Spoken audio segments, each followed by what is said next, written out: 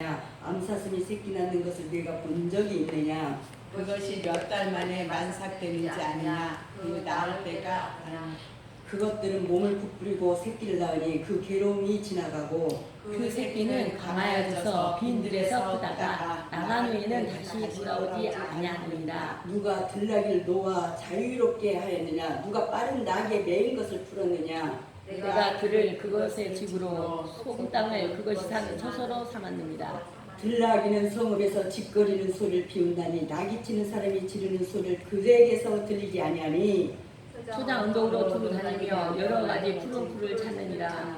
들소가 어찌 기꺼이 너를 위하여 일하겠으며 내 예약간에 머물겠느냐? 내가 능히 줄로 메어 들소가 일함을 가게 하겠느냐. 그것이 어찌 골짜기에서 너를 따라 썰매를 끌겠느냐. 다 같이 그것이 힘이 세다고 내가 그것을 의지하겠느냐? 내 수고를 그것에게 맡기겠느냐? 아멘. 네, 오늘 제목은 하나님의 질문이라는 말씀을 가지고 대면할 텐데요. 기도하시겠습니다. 하나님 감사합니다. 죄로 말미암아 영원히 목마른 자들을 부르시는 우리 아버지 하나님, 오늘 이렇게 거룩하고 복된 주님의 날 하나님 아버지의 집에 이렇게 불러주신 은혜에 감사와 찬송을 올려드립니다. 우리가 한 주간 동안에 세상에서 시달리고 지친 몸과 영혼을 가지고 이렇게 주님 전에 나왔습니다. 하나님 용서하시고 주님 품에 안으셔서 위로와 평강을 주시고 하나님의 은총을 체험하게 하여 주시옵소서. 오늘도 주시는 귀한 말씀에 따라서 새 사람으로 거듭나게 하시고 세상에 나가 복된 삶을 살게 하여 주시옵소서. 예수님의 이름으로 감사하며 기도드립니다. 아멘. 네, 반갑습니다. 네, 아까 우리 아침에 이용주 전사님이 말씀을 하셨는데요. 기도하면서 오셨다고, 또 우리가 또 이렇게 기도라는 작정 기도도 하고 기도도 하고 있습니다. 작정 기도는 그래서 일정한 기간이나 시간을 정해놓고 매일 그 시간에 기도를 하는 것을 말하고 있지 않습니까? 또 보통은 3일, 7일, 20일, 40일 등의 의미가 있는 기간을 정하기도 하지만 하나님께서 우리에게 마음 주시는 기간에 할 수가 있습니다. 성경의 믿음의 사람들은 시간을 정하여 뜻을 세워 기도했다고 했습니다. 저도 우리 목자교회를 통해서 예수님 이름으로 우리 목자교회 식구들이 기도하는 소원을 하나님 응답해 주시기를 늘 간구하고 기도를 드립니다. 우리 목자교회는 하나님 기뻐하시는 교회로 만들고 싶다는 것이지요. 우리 목자교회는 만민이 기도하는 집으로 오고 갈 수 있게 하고 싶다는 것이죠. 오늘도 성도들의 기도가 하늘의 보좌를 움직이고 교회에서 눈물로 기도할 때 우리 하나님께서는 우리에게 그렇게 역사해 주실 것입니다. 감히 이렇게 말할 때 가슴이 메어져서 눈물이 앞을 가리려고 합니다. 교회는 하나님의 응답의 통로입니다. 오늘 하나님의 질문, 하나님은 우리의 생각과 깨를 모두 알고 계십니다. 사람들이 지혜롭다고 생각하고 무엇을 논하고 서로 논쟁하여도 하나님은 사람의 얕은 그런 지식을 모두 알고 계신다는 것입니다. 하나님은 사람들에게 자신의 어리석음과 하나님의 무한한 지식을 깨닫기 원하여서 다양한 질문을 하고 있습니다. 하나님은 사람에게 자신의 얕음을 정말 알기 원하여 짐승의 예를 들어서 오늘은 질문을 하고 있습니다. 하나님은 사람들의 마음을 이렇게 알고 계십니다. 그런데 사람들은 하나님이 자기 마음을 몰라준다고 착각합니다. 힘들고 어려울 때, 절망적일 때 하나님을 향해서 원망하는 사람들도 더러 있습니다. 저도 너무 많이 원망했었습니다. 하나님이 과연 살아계신가, 정말 살아계신가 맞는가? 그런 말입니다. 하나님이 과연 사람들을 돌보시는 것이 맞느냐고 항변하는 경우도 있습니다. 이런 경우 대개는 내가 맞고 옳다는 생각을 가질 때라는 것이지요. 물론 내가 맞고 옳을 때도 고난을 받을 수가 있습니다. 문제는 내가 언제나 완벽하게 옳으냐는 것입니다. 나의 실수나 흠이 조금도 없느냐는 것입니다. 사람 사이에는 내가 옳다고 주장할 수가 있지만 하나님께는 내가 언제나 옳다고 주장할 수가 없습니다. 하나님은 우리의 마음을 우리 마음의 깊은 곳까지도 다 들여다보시기 때문입니다. 통달하고 계시다는 것이지요. 하나님은 내가 모르는 내 마음도 다 알고 계십니다.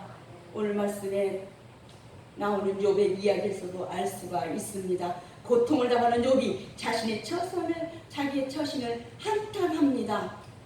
욥의 친구들과 욥의 논쟁이 있었는데 친구들이 욥을 이기지를 못합니다. 얼마나 똑똑한지. 비록 고난당하는 처지지만 욥의 생각과 주장이 맞는 것 같습니다. 그런데 마지막에 하나님이 욥에게 직접 말씀을 하십니다. 욥기 38장에서부터 41장까지 하나님이 말씀이 계십니다. 욥기 42장 6절에는 이처럼 또 말씀이 기록되어 있습니다. 그러므로 내가 스스로 거두어들이고 티끌같이 가운데서 회개하나이다라고.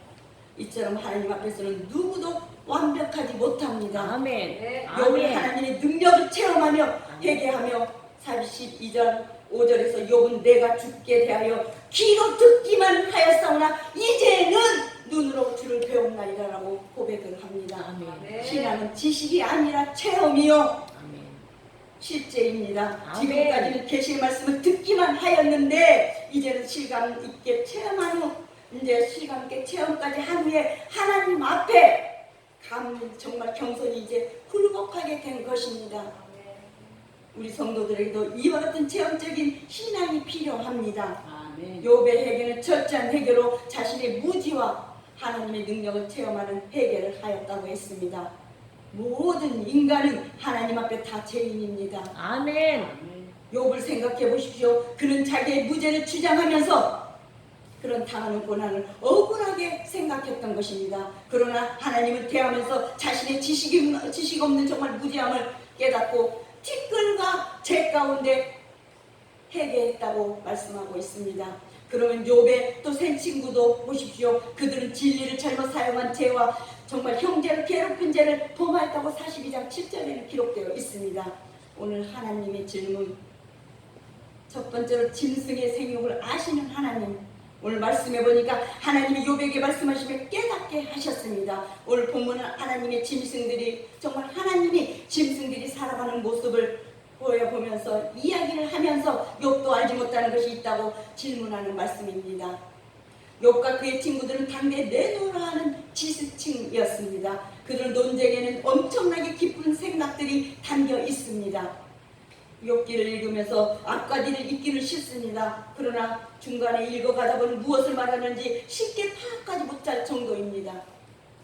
인간의 고통, 인간의 내면, 하나님의 존재와 다스림을 철학적으로 설명하면 쉽게 이해하지 못하는 것이 우리들입니다. 철학 나오고 뭐 나오고 하며.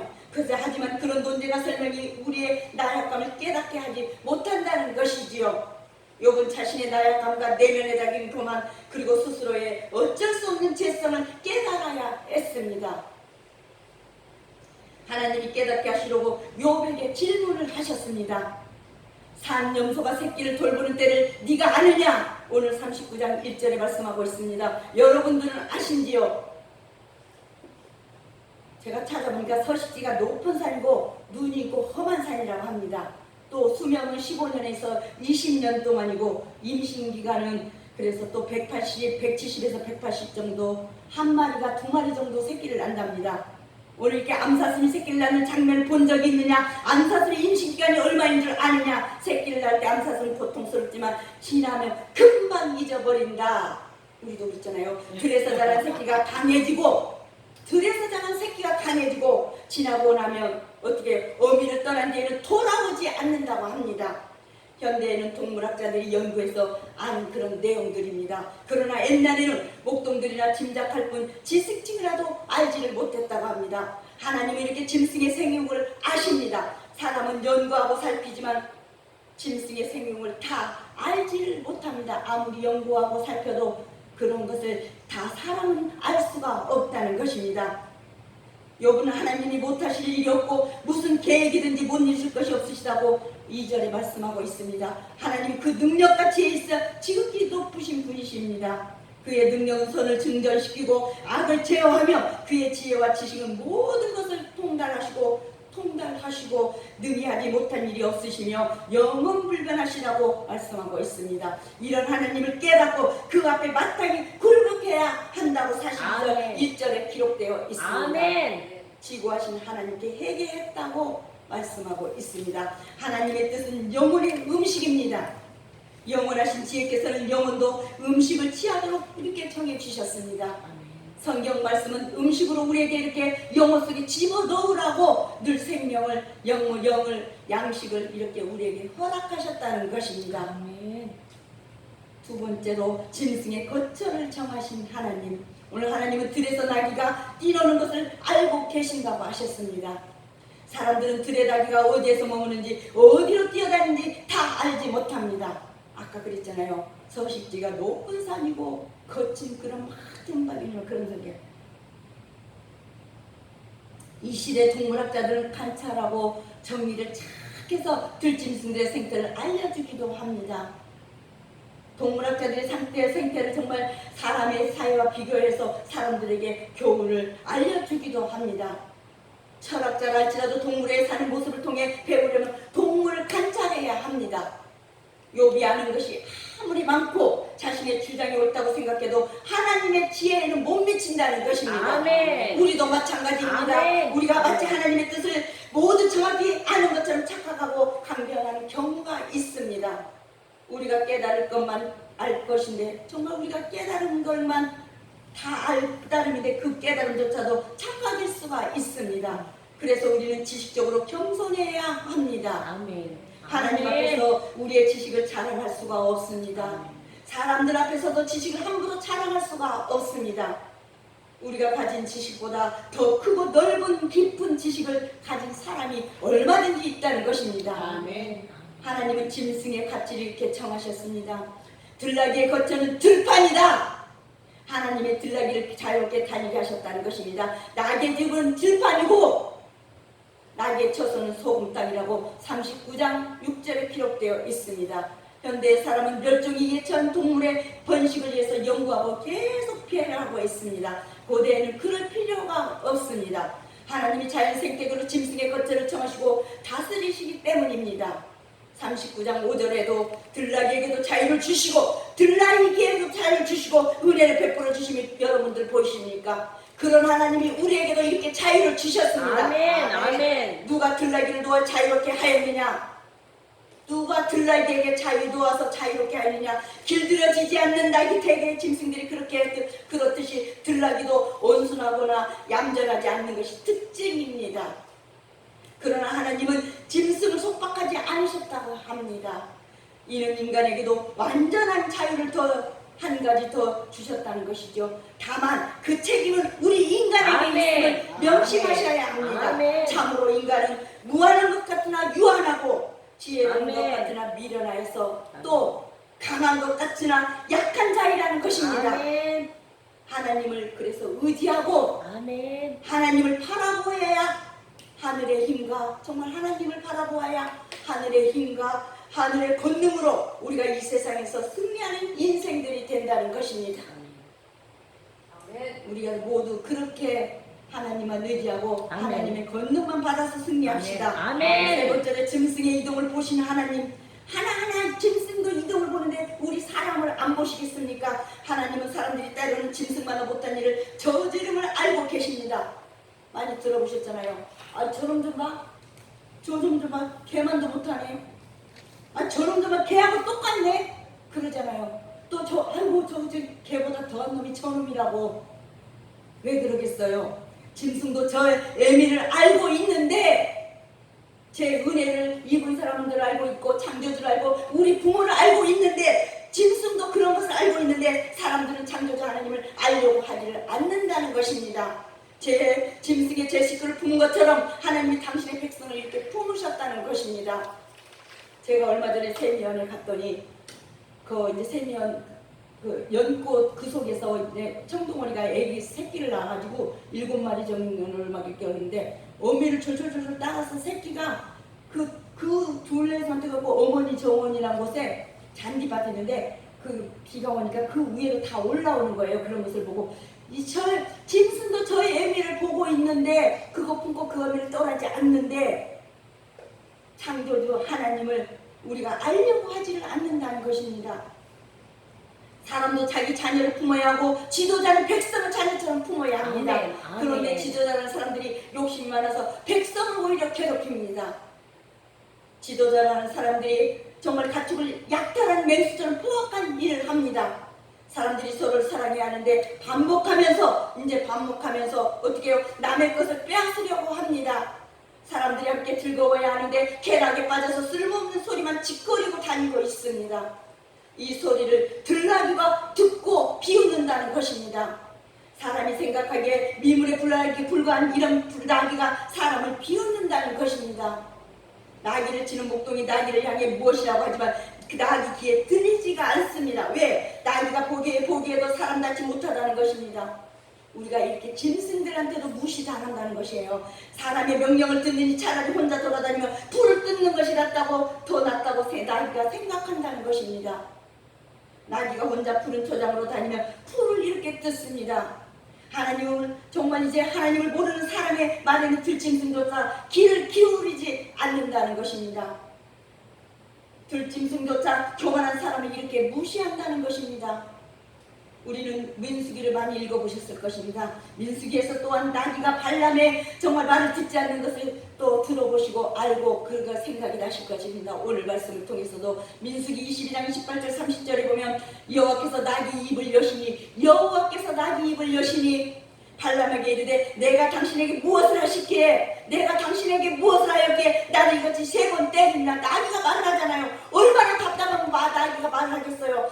발람이 나귀에게 말하되 내가 나를 기억하기 때문이니. 아니 같이 살고 몇십 년 동안 같이 살면 같이 말을 하고 기억하는 것이 당연한 건데 기억하기 때문이니 내 손에 칼이 있었으면 곧 너를 죽였으리라고 이렇게 사람이 말을 하고 있어요. 나귀에게.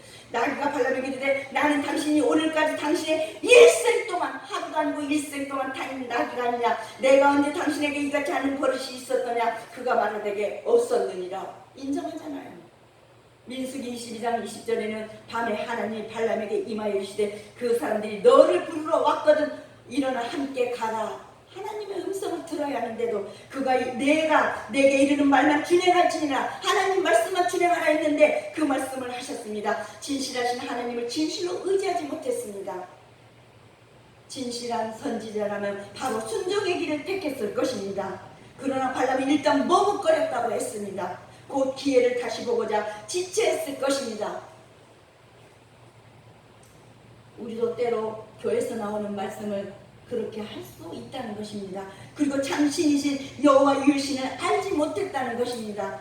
이 세상에 얼마나 많은 사람들이 이렇게 하나님을 바로 알지 못하고 죽어가고 있습니까?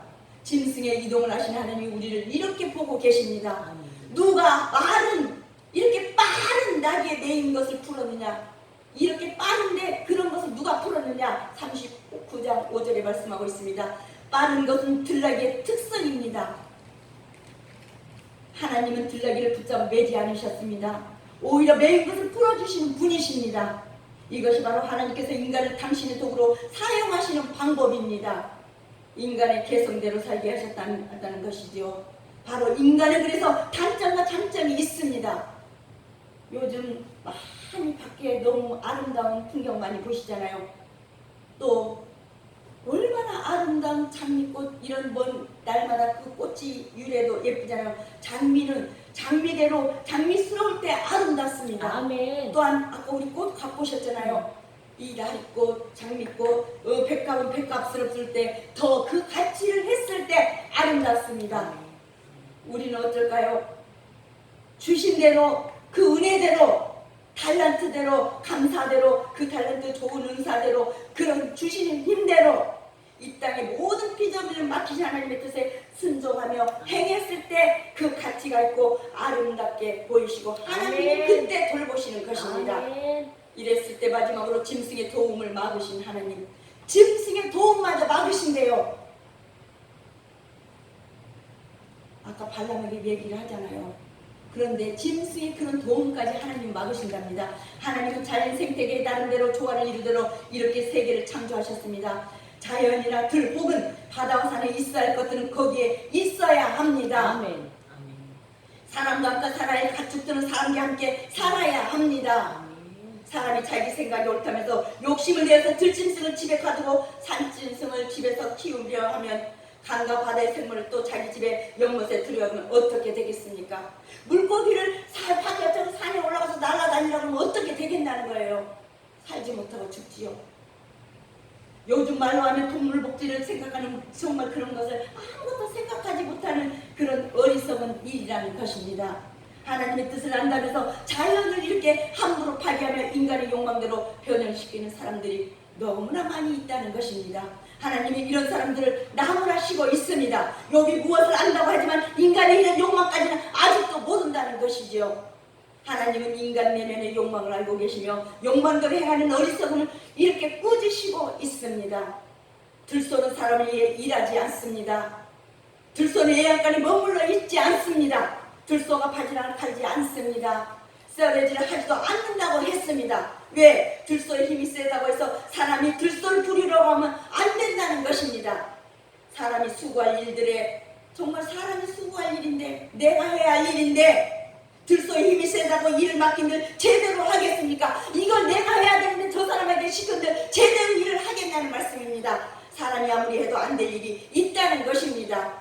그것을 시도하려고 하면 안 된다고 오늘 성경 우리에게 질문하고 있습니다. 하나님은 자녀와 재산을 잃고 몸의 질병을 겪은 요셉에게 이렇게 욥한테 알지 못하는 네가 알지 못하는 것이 있다고 말씀하시며 욥의 자신감과 생각을 그 순간에 바로 꺾으셨습니다. 내가 들은 그것의 집으로 소금땅을 그것이 사는 처소로 삼았느니라. 하나님께서는 무엇이든지 제멋대로 하기를 원하고 또 자기의 빠른 발을 이용해서 어디든지 다니기를 원하는 들락에게 안식할 수 있는 처소를 허락해 주셨습니다. 빠른 것은 빠른 대로 살고 느린 것은 늦게 살고 그 처소는 평화로운 넓은 땅이라고 말을 했습니다. 이처럼 우리 인간에게도 그 처소를 이 땅과 우리는 하늘에 주셨다는 것입니다. 우리는 이 땅과 하늘에 오르락내리락 할 수 있는 그런 영적 인간이 됐다는 것입니다. 들나귀를 통한 자유와 특성대로 사는 것과 처소를 주심에 대하여서 우리 성도들은 늘 감사를 해야 하겠습니다. 하나님은 이런 시련 중에 있는 욥에게 동물 비유로 들어서 그에게 새로운 힘과 용기를 북돋아 주는 말씀을 주셨습니다. 우리는 연약하지만 성령의 능력으로 이제 용기 백배하여서 앞으로 돌진해 나아가야겠습니다. 아멘. 욥에게 하시는 말씀이 오늘 내게 하시는 말씀으로 받아서 바다와 같은 넓은 마음으로 품어야 한다고 하지 않았습니까? 그렇게 되시기를 바랍니다. 우리의 진정한 피난처는 오직 하나님뿐입니다. 아멘. 요한복음 6장 35절 예수님은 영원한 생명의 양식이지며 정말 영원한 생명의 양식이라고 했습니다. 그래서 생명의 떡입니다. 우리는 썩어질 양식을 위하여서 동분서지하지 말고 이제 영생하는 양식을 위해서 최선을 다하는 우리 성도들이 됐으면 좋겠습니다. 아멘. 그래서 한 주간도 정말 하나님 앞에서 욥에게 자신있게 그렇게 당당하게 논리 정연하게 말했던 그런 것이 아니라 그럼에도 불구하고 안다고 하지 말고 더 겸손히 하나님 앞에 주어진 일정 내가 할 수 있는 그것에 감사하면서 더 하나님 앞에 감사로 어떻게 하면 더 좋을까. 이제 6월달 얼마 또 남지 않았어요. 이제 또 7월달 8월 되면 또 어떻게 돼요? 맥주 감사절을 우리는 그런 것을 우리 교회가 하나하나 그런 것을 이렇게 강조하지 않지만 그런 모든 것을 주어져 있는 우리의 모든 것을 감사하면서 그 안에 살 수 있는 것을 감사하면서 늘 승리하는 저와 여러분 되시기를 주님의 이름으로 축복하며 말씀을 맺고 기도하시겠습니다. 하나님 감사합니다. 십자가 은혜가 아니면 구원받을 수 없음을 알게 하시는 우리 아버지 하나님, 저희를 믿음으로 성장하게 하여 주님의 몸된 교회와 사이에 쓰임받게 정말 인재로 살게 하여 주심을 감사드립니다. 오늘도 성령님을 기다리는 자녀들의 오늘 기도에 응답하시어서 시대를 깨우며 영혼을 살리고 땅끝까지 복음을 전할 능력을 허락하여 주시옵소서. 직분에 매이지 않고 섬기며 자랑하지 않고 겸손하게 만들어 주시옵소서. 직분을 주신 주님께 감사하며 헌신하는 저희가 되게 하여 주옵소서. 특히 복음의 사역자로 부름을 받은 저희를 통하여서 사람의 말이 아닌 성령의 감동된 말씀을 선포되게 하여 주시옵소서. 교회를 섬기며 성령의 인도하심이 늘 함께 하시길 바라오면서 사명의식으로 충만하게 만들어 주시옵소서. 그런 줄 믿습니다. 또한 크고 작은 일에 문제를 놓고 결정할 때는 먼저 하나님께 기도하며 성령의 인도를 기다리는 믿음의 사람도 되게 만들어 주시옵소서. 고독하고 외로울 때는 우리 곁에 성령님이 계신다는 사실을 잊지 않게 하여 주옵소서.